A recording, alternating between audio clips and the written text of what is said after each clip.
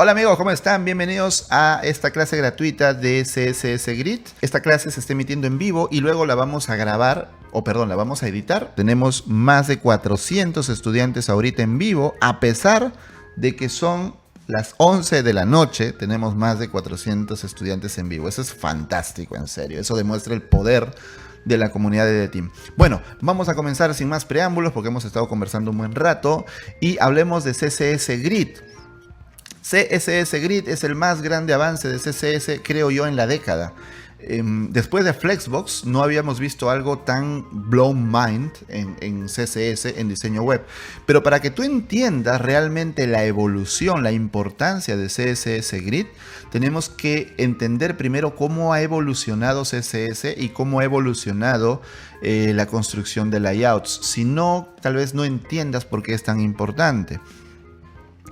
En primer lugar, la web aparece en el 91. La primera página web se lanza en el año 91. HTML se crea en el 89, pero luego toma un tiempo para que salga la primera web. Era como algo experimental. Salió la primera web, luego salió el primer navegador y luego hasta lo que vivimos hoy en día. Entonces la web es joven. En algún momento surgió la necesidad de decir cómo presentamos las cosas en la web. No basta, pues al inicio era texto y ya, texto y enlaces, eso era todo, texto y enlaces y algunas etiquetas básicas de HTML. Con el tiempo necesitamos ya maquetar o lo que se le dice en inglés build layouts, o sea, construir layouts, build de construir layouts, que es pues la organización de los elementos en la pantalla. Entonces, lo primero que se hizo, estamos hablando de los años 90, fue maquetar con tablas. Ya nadie lo usa, es verdad, pero durante mucho tiempo se usó. Aunque la otra vez vi en la comunidad de The Team un amigo que comentaba que su profesora, creo, le enseñaba a maquetar con tablas. O sea, te están robando el dinero. Cuidado, cuidado. Pero bueno, hagamos un repaso histórico. Miren esta cosa de acá. Miren, esto está hecho con tablas. ¿Cómo se hacían las tablas? Vamos a poner aquí el compilado. Bueno, las tablas son como Excel, ¿no? Filas y columnas. Entonces poníamos tablas, poníamos filas, poníamos celdas y todo tenía que estar en filas y celdas. Miren, los TR, los TD, así se diseñaba antes. Era terrible porque, por ejemplo, esto era una tabla. Esto era una fila y con un call span 2 para juntar las dos celdas. Esto era una celda, esto era otra celda, esto era otra tabla. ¿Y qué tal que luego yo quería poner aquí otros elementos? Tenía que poner una tabla dentro de una celda. Era terrible. Y incluso como se diseñaba con Photoshop, porque hay que recordar que cuando la web nace, la web hereda muchos de los conceptos de la imprenta, porque ya se maquetaba para imprenta. Entonces era como que, ok, ahora ya no es papel, ahora es pantalla, pero los conceptos deben ser similares, ¿sí o no? Entonces se trajeron muchos conceptos de imprenta.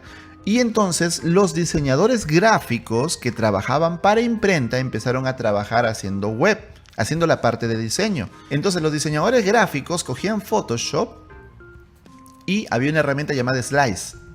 Y esta herramienta Slice te permitía que tú en tu diseño con Photoshop lo cortes, que era como una cuchilla, tú cortabas, entonces cortabas exactamente según cómo iba a ser tu tabla en HTML.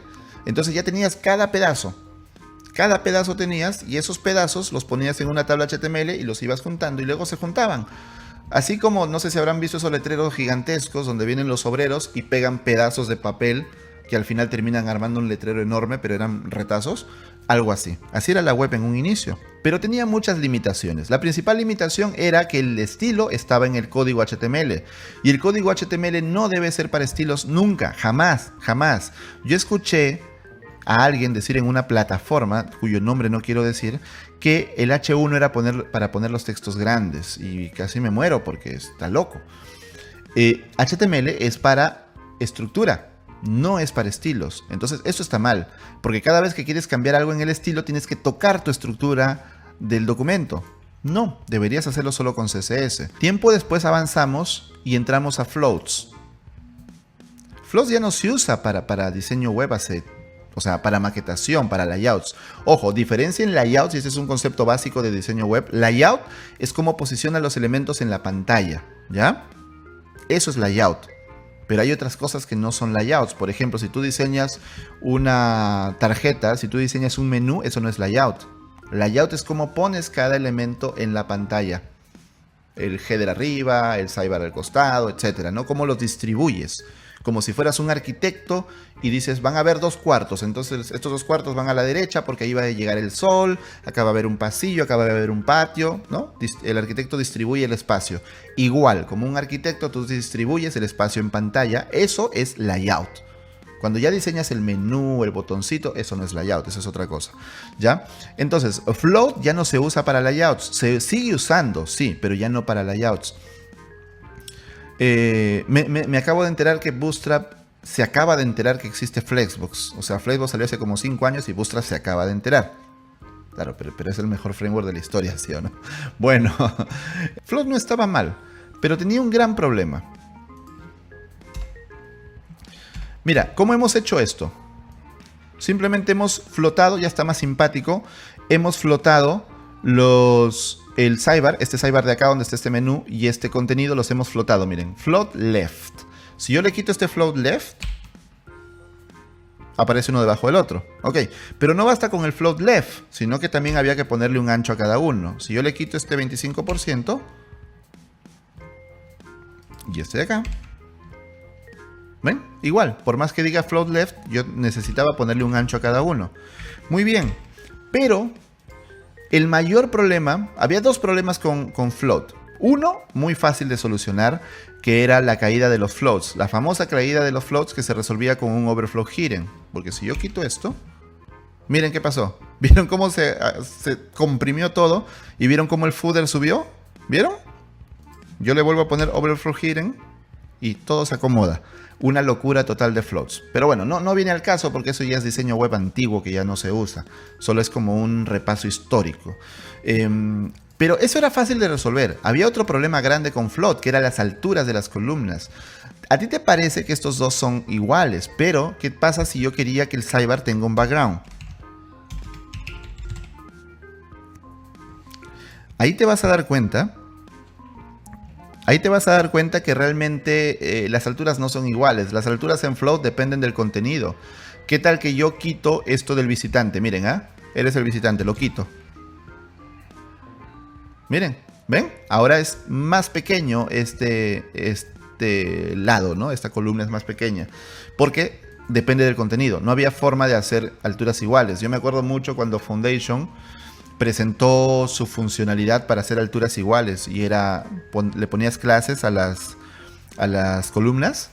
Y con JavaScript, un script, calculaba los saltos, encontraba la columna más alta y le aplicaba ese alto a todos. Es una solución, está bien, pero me refiero que no era posible solucionarlo con CSS. Un hack que hacíamos, muy clásico, era esto de acá.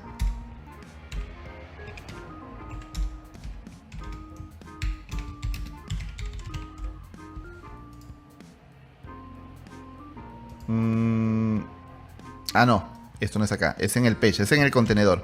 Me confundí, no pasa nada, es acá. Miren, background, falta una D. Ahora sí. Miren, de esa manera nosotros simulábamos alturas iguales. Realmente no era la altura igual. Simplemente le poníamos a todo el contenedor el mismo color de fondo. O también hacíamos cosas como poner un margin bottom muy alto. Por ejemplo acá. Hacíamos acá un padding bottom, por ejemplo 10em. Es que acá se le está aplicando un padding. Bueno, vamos a meterle un important. Yo sé que no se hace, pero ahí está. Y luego le poníamos un margin bottom. Vamos a ver si me acuerdo, porque esto es muy antiguo. Ahí está. Les estoy haciendo una visita al museo, Estos eran hacks antiguos.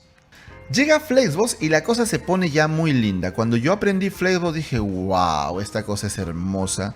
Me costó mucho al inicio entenderlo, pero una vez que logré entenderlo dije, no, esto es una maravilla. Porque resolvía muchos problemas.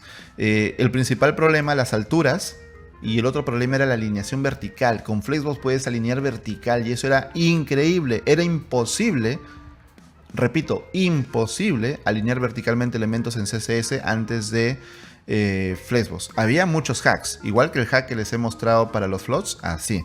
Flexbox trabaja con dos ejes, un eje principal y un eje secundario, y permite alinear en esos dos ejes. Entonces tú puedes decirle, oye, tú alíñate, si tú quieres que un elemento se alinee abajo a la derecha, tú lo alineas en el eje vertical, lo alineas abajo, y en el eje horizontal lo alineas a la derecha.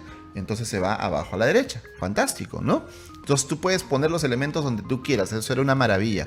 Sin embargo, aún tiene muchas limitaciones.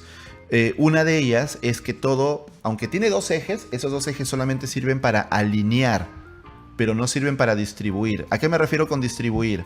A que tú, por ejemplo, puedas poner elementos en un lugar específico saltándote el código. Es decir, el código HTML, hasta Flexbox, el código HTML manda. Es decir, en el orden en el que aparece en HTML es en el orden en el que lo va a dibujar el navegador. Flexbox tiene algo llamado order, una propiedad order que te permite cambiar el orden en el que se imprimen los elementos en pantalla, pero es muy limitada, muy limitada. Solamente te permite jugar con valores numéricos y de verdad es muy muy limitada. Pero hasta Flexbox estabas atado al HTML. Es decir, si el H1 aparece arriba y el párrafo abajo, así va a aparecer. Le hagas lo que le hagas. Podías jugar con order o podías jugar con position, pero era meterte en terreno muy jodido luego, pues, en el momento de hacer responsive. Entonces, hasta ahí llegaba Flexbox y no podía más. Entonces es cuando llega CSS Grid y la cabeza nos explota a todos y nos quedamos, pues, enamorados. Antes de ir a CSS Grid, tengo que explicarles qué son los modelos de layout. Los modelos de layout, bueno, acá hay un link, ya luego dejaré estas notas, las dejaré por ahí. Pero los modelos de layout son formas, algoritmos que tiene el navegador para determinar cómo se posiciona un elemento en la pantalla y cómo se separa de los elementos que lo rodean. Recuerda, un navegador lee código, HTML, CSS y JavaScript, y lo interpreta. CSS es un lenguaje interpretado. Entonces el navegador lo interpreta y el navegador entiende, este botón tiene que estar en tal lugar de la pantalla, ahí lo tengo que dibujar. Y este botón se va a separar 10 píxeles del párrafo que está arriba, 20 píxeles del elemento que está abajo, ¿me entienden? Todo ese proceso se llama modelo de layout. Entonces, en CSS existen estos modelos de layout, miren. Block layout, que es el modelo de caja, el box model clásico, ¿no? El inline layout para los elementos que están en línea, como el texto, o los span, o los A, etc. El table layout, que es para las tablas, que tiene un table header, un table cell, un table row, etc. El posicionamiento, position absolute, position relative, etcétera, etcétera. ¿Ya? Todo eso también es un modelo de layout. Y acá vienen los modelos de layout que nos interesan. Flexbox, Flexible Box Layout, que es lo que hablábamos hace un momento, Flexbox, y Grid Layout. Entonces, Grid es un nuevo modelo de layout. Fíjense, esto es muy importante, porque esto te ayuda a entender por qué es tan importante Grid. Porque Grid es un modelo de layout, es decir, es un algoritmo con el cual tú dices dónde va a ponerse cada elemento. Tú le dices al navegador, esto me lo pones acá, esto me lo pones aquí, esto me lo pones acá. ¿Me entienden? Por eso es tan importante Grid. Dicho eso, vayamos a ver Grid. Acá está el link a la especificación y vayamos a entender los elementos de CSS Grid.